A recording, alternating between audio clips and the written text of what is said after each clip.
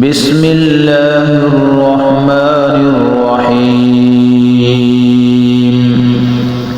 میرے محترم دوستوں اور بزرگوں، ابھی میں آپ کے سامنے بڑے جانوروں میں کتنے حصے ہونے چاہیے، کیا طریقہ کار ہونا چاہیے، وہ آپ کے سامنے بیان کروں گا۔ میرے محترم دوستوں اور بزرگوں، گائے، بیل، بھینسا، اسی طرح اونٹ، اونٹنی وغیرہ، یہ جو بڑے جانور ہیں، ان میں 7 افراد کا شریک ہونا یہ لازمی ہے، ضروری ہے، اس کے بغیر قربانی نہیں ہوگی۔ اس کی تفصیل میں آپ کے سامنے عرض کرتا ہوں۔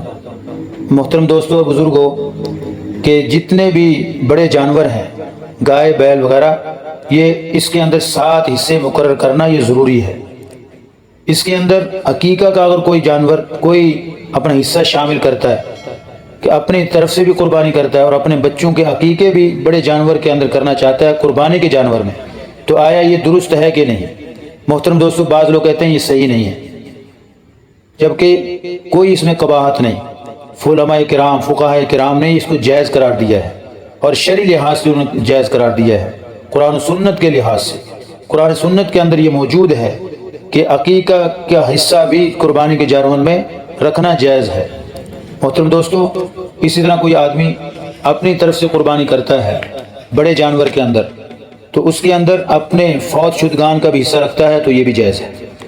اسی طرح میرے محترم دوستوں، مذکورہ جانوروں میں 7 حصے ہیں بڑے جانور، اس سے زیادہ حصے نہیں کر سکتے۔ بعض لوگ کہتے ہیں کہ جی اونٹ کے اندر 10 حصے 12 حصے بھی کر سکتے ہیں۔ محترم دوستوں، یہ کہیں نہیں لکھا ہوا، کسی کتاب کے اندر یہ مسئلہ موجود نہیں ہے، لہذا ایسا ہرگز نہ کیجیے گا۔ محترم دوستوں اور بزرگوں، اس طرح اگر ایک بڑا جانور ہے، گائے وغیرہ، بھینس وغیرہ، بھینسا وغیرہ، اگر اس کے اندر 6 حصے رکھے یا 5 حصے رکھے، تو اس کے اندر اس کا کیا طریقہ ہوگا؟ یہ جائز ہے کہ نہیں؟ محترم دوستوں، ایک شخص ایسا ہے کہ اس نے 3 حصے اپنی طرف سے رکھے اور باقی 4 حصے لوگوں کے الگ الگ ہیں، تو یہ 5 ہو گئے، لہذا یہ جائز ہے۔ اسی طرح ایک آدمی نے 2 حصے رکھے اپنے طرف سے، اپنی بیوی کی طرف سے، اور باقی 5 حصے 5 لوگوں نے رکھے، تو یہ 7 ہو گئے، لہذا 6 آدمی شریک ہوئے اور 5 آدمی دوسرے تھے، لہذا یہ بھی درست ہے۔ یہ طریقہ ہے ان کے اندر۔ اسی طرح ایک آدمی 4 حصے اپنی طرف سے رکھتا ہے یا 5 حصے اپنی طرف سے رکھتا ہے، اس نے حصے رکھے کہ اپنی طرف سے، اپنی بیوی کی طرف سے، اپنے بیٹے کی طرف سے، اپنی بہو کی طرف سے، اپنے والد کی طرف سے، اپنی والدہ کی طرف سے، گویا کہ اس نے 5 حصے رکھے۔ اپنا ایک ہی آدمی مالک ہے، ایک ہی آدمی 5 حصوں کی رقم ادا کرتا ہے، اور 2 حصے دوسرے کسی آدمی نے رکھے، 2 آدمی اور شریک ہو گئے، 3 آدمی شریک ہیں، 3 آدمیوں نے رقم ادا کی، اور ایک آدمی 5 حصوں کی رقم ادا کرتا ہے اور دوسرے آدمی اپنے اپنے حصوں کی رقم ادا کرتے ہیں۔ اس میں کوئی قباحت نہیں ہے، تو یہ جائز ہے۔ حصے کیونکہ مقرر ہو گئے، 7 حصے مقرر کرنا یہ لازم ہے، چاہے اس کے اندر 2 آدمی شریک ہیں، چاہے 7 آدمی شریک ہیں، اس میں کوئی منع نہیں ہے۔ محترم دوستو، اس کو خوب سمجھ لیجئے۔ بعض لوگوں کو مغالطہ لگتا ہے اور مغالطے کی بنا پہ وہ قربانی کو ضائع کر بیٹھتے ہیں۔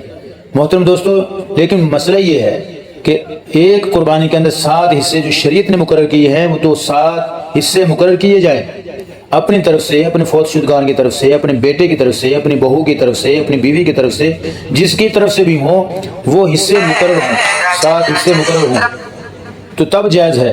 لیکن ایک آدمی ایسا ہے کہ اس نے اپنے حصے مقرر نہیں کیے اور ویسے ہی اپنی ذہن کے اندر رکھ کے اس نے 7 قربانی کر دی، اور بعد میں کہتا ہے کہ تیری طرف سے بھی یہ تھا، تیری طرف سے بھی تھا، فلاں کی طرف سے بھی تھا۔ ایسے کرنا جائز نہیں ہے۔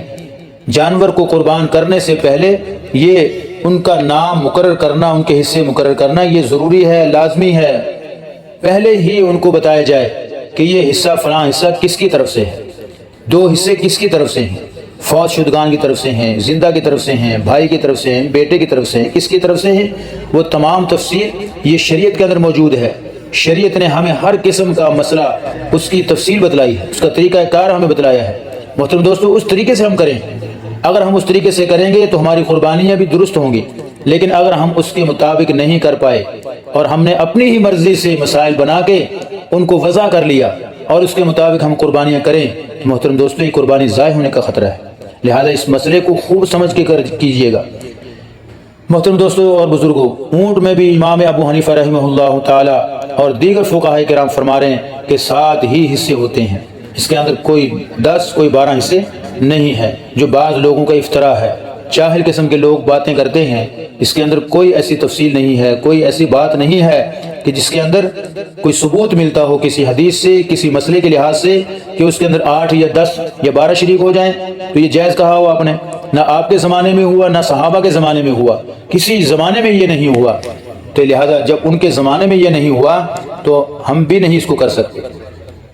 اسی طرح میرے محترم دوستوں اور بزرگوں، جو جانور دودھ والا جانور ہو اس کی قربانی جائز ہے کہ نہیں؟ دودھ والے جانور کی قربانی جائز ہے، چاہے وہ بکری ہے، چاہے وہ اونٹنی ہے، چاہے وہ گائے ہے۔ جو جانور بھی دودھ والے ہیں، اگر وہ دودھ والے جانور بھی ہیں تو ان کی قربانی جائز تو ہے لیکن بہتر نہیں ہے۔ حتی الوسع کوشش کرے کہ دوسرے جانور جو بغیر دودھ والے جانور ہیں ان کو خرید کے ان کو قربانی کرنے کی کوشش کرے، تاکہ مکمل اس کو ذہنی طور پر بھی اس کو تسلی ہو اور ذہنی طور کے اوپر بھی وہ مطمئن ہو، خوش ہو اپنی قربانی سے۔ لہٰذا ایسے جانور جس کے بارے میں دل میں کوئی شک پیدا ہو، دل کے بارے میں کوئی ایسی بات پیدا ہو، ایسا جانور قطعا نہ کیجیے گا۔ کہیں ایسا نہ ہو کہ ہم مال بھی لگائیں اور ہماری قربانی اللہ کے ہاں قبول نہ ہو، ایسا عمل ہرگز نہ کیجیے گا، بلکہ ایسا عمل کریں جس سے ہمارا دل بھی مطمئن ہو اور شریعت میں بھی اس کی اجازت ہو۔ اللہ تعالی ہم سب کی رہنمائی فرمائے، اللہ ہم سب کے لیے اسلام پہ چلنے کے لیے آسانیاں پیدا فرمائے۔ السلام علیکم ورحمۃ اللہ وبرکاتہ۔